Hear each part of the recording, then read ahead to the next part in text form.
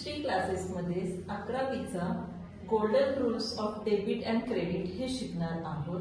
तर सर्वात पहिले डेबिट साइड म्हणजे काय आणि क्रेडिट साइड म्हणजे काय हे मी तुम्हाला सांगणार आहे।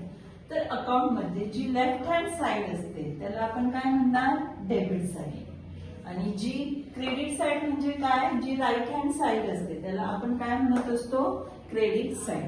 तर तुम्हाला लक्षात आलं आहे, जी लेफ्ट हँड साइड असेल त्याला आपण काय म्हणणार आहोत, डेबिट साइड, आणि जी राईट हँड साइड असेल त्याला आपण काय म्हणणार आहोत, क्रेडिट साइड।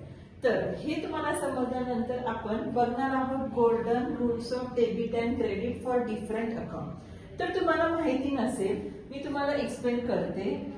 आपले वेगवेगळे अकाउंट असतात, जसे पर्सनल अकाउंट, रिअल अकाउंट आणि नॉमिनल अकाउंट। पर्सनल म्हणजे एखाद्या व्यक्तीचं जे अकाउंट असतं त्याला आपण काय म्हणत असतो, पर्सनल अकाउंट। मग एखादी व्यक्ती आहे, जसं काय Sunita, Ashok, bank of India, या एक आर्टिफिशियल व्यक्ती असतात, त्या सर्व कशात येत असतात, पर्सनल अकाउंट मध्ये। तर पर्सनल अकाउंटचा रूल काय आहे, debit the receiver and credit the giver. Debit the receiver and credit the giver, जो ज्याच्याकडून आपल्याला काहीतरी इन्कम येणार आहे, रिसीव्ह होणार आहे, त्याला आपण कुठे देणार, डेबिट साइड, ओके। आणि आपल्याकडून काही जाणार आहे त्याला आपण काय, कोणती साइड देणार, credit side. Credit the giver, debit the receiver, आपल्याकडे जर काही येणार असेल तर त्याला आपण काय म्हणणार, डेबिट द रिसिव्हर, आणि आपल्याकडून काही जाणार असेल त्याला आपण काय म्हणणार, क्रेडिट द गिव्हर। तर तुम्हाला लक्षात आला आहे पर्सनल अकाउंटचा रूल। याच्यानंतर आपण वळूया रिअल अकाउंट कडे।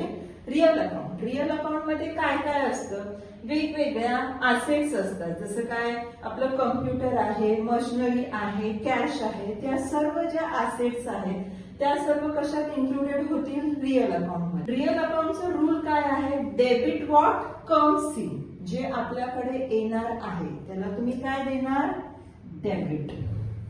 आपल्याकडे व्हॉट कम्स इन त्याला आपण काय देणार आहोत, डेबिट। आणि व्हॉट गोज आउट, जे आपल्याकडून जाणार आहे त्याला आपण काय देणार आहोत, credit. Credit what goes out. तुम्हाला समजलाय रिअल अकाउंटचा जो रूल आहे, debit what comes in, credit what goes out. त्याच्यानंतर आपण येणार आहोत नॉमिनल अकाउंट मध्ये। नॉमिनल अकाउंट मध्ये काही एक्सपेन्सेस असतात आणि काही इन्कम असतात। एक्सपेन्सेस म्हणजे काय, कोणती पण वस्तू आपण घेतली तर आपल्याला ती काही फुकटमध्ये देणार आहेत का, नाही, त्याच्यासाठी काही आपल्याला पेड करावं लागेल। समजा आपण स्टेशनरी घेतल्यानंतर आपल्याला काही पेड करावं लागेल, कॅश। तर ती जी एक्सपेन्सेस आहे ते कशात येतील, नॉमिनल अकाउंट मध्ये। आपण माल खरेदी केला आहे, परचेस केला आहे, आपले ते सुद्धा एक्सपेन्सेस होतील, परचेसेस इन्क्लूड होतात एक्सपेन्सेस मध्ये। तसंच इन्कम म्हणजे काय, आपल्या सेल्स केला, एखादी वस्तू विकली आहे तर आपल्याला त्याच्याकडून काय येणार आहे, पैसे येणार आहे, तर ती आपली काय झाली, इन्कम। एखाद्या माणसाने आपल्याला डिस्काउंट दिलेला आहे, तो आपल्याला भेटलेला आहे, discount received, it's also our income. मग जो नॉमिनल अकाउंट आहे, नॉमिनल अकाउंट मध्ये मी तुम्हाला सांगितलंय काय इन्क्लुडेड असतात, एक्सपेन्सेस आणि इन्कम। आता एक्सपेन्सेस म्हणजे काय हे मी तुम्हाला सांगितलं आहे, आणि इन्कम म्हणजे काय हे तुम्हाला सांगितलेलं आहे। सिंपल तुम्हाला लक्षात ठेवायचंय, debit all expenses and losses. जे पण काही लॉस असेल, काही एक्सपेन्सेस असतील आपल्या बिझनेसच्या हिशोबाने, त्या सर्व कुठं होतील, debit side. Debit all the expenses and losses.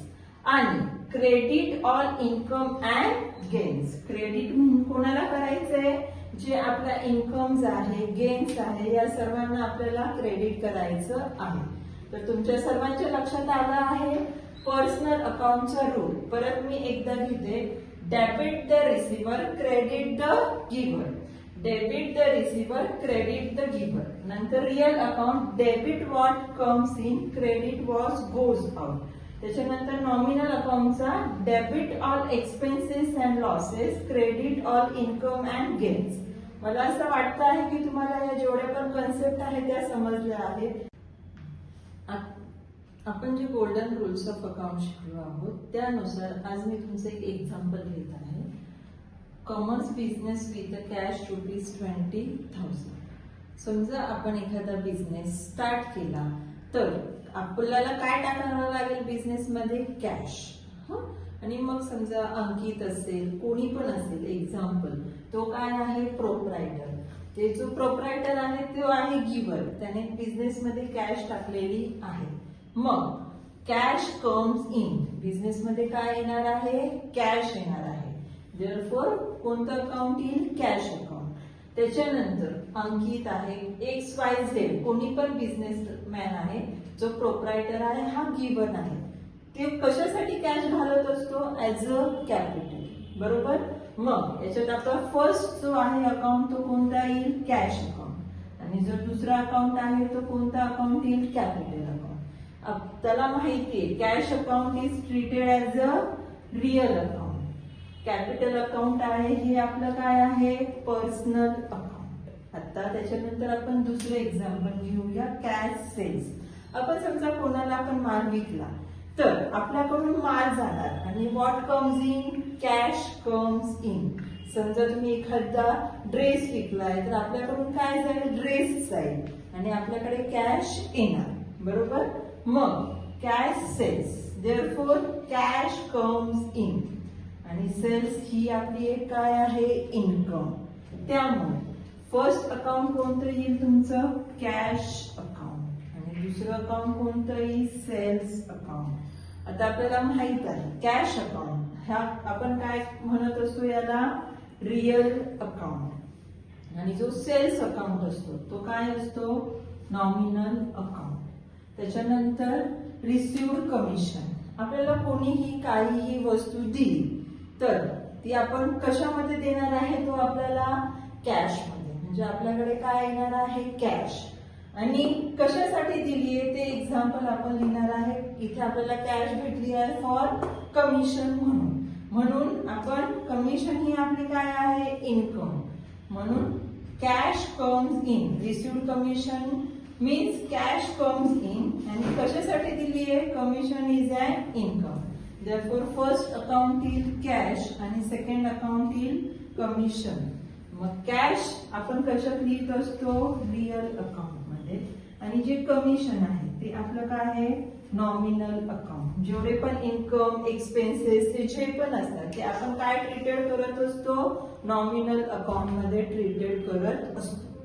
त्याच्यानंतर पेड रेंट. आपण कोणती पण वस्तू पेड केली तर आपल्याकडून काय जाणार आहे? कॅश जाणार आहे. फक्त आपल्याला कोणत्या पण आपण एंट्री करणार त्याचे विचार करायचे की आपल्याकडे काय येणार आहे आणि आपल्याकडून काय जाणार आहे. मग समजा तुम्ही रेंट पेड केलं तर रेंट हे आपलं काय आहे? ऍज आपण एक्सपेन्सेस आहे. आणि आपल्याकडून काय जाणार आहे? कॅश जाणार आहे. देअरफॉर रेंट अकाउंट आणि दुसरं अकाउंट येईल कॅश अकाउंट. रेंट अकाउंट आपण काय ट्रीटेड करत असतो? Nominal account. आणि जे कॅश अकाउंट आहे तो आपला कोणता अकाउंट आहे? Real account. आता तुम्हाला ही जी एक्झाम्पल आहे ते तुम्हाला मला वाटतं समजलं असेल. असे अजून सोपे एक्झाम्पल घेऊन मी परत तुम्हाला दुसऱ्या व्हिडिओमध्ये भेटेल. थँक्यू.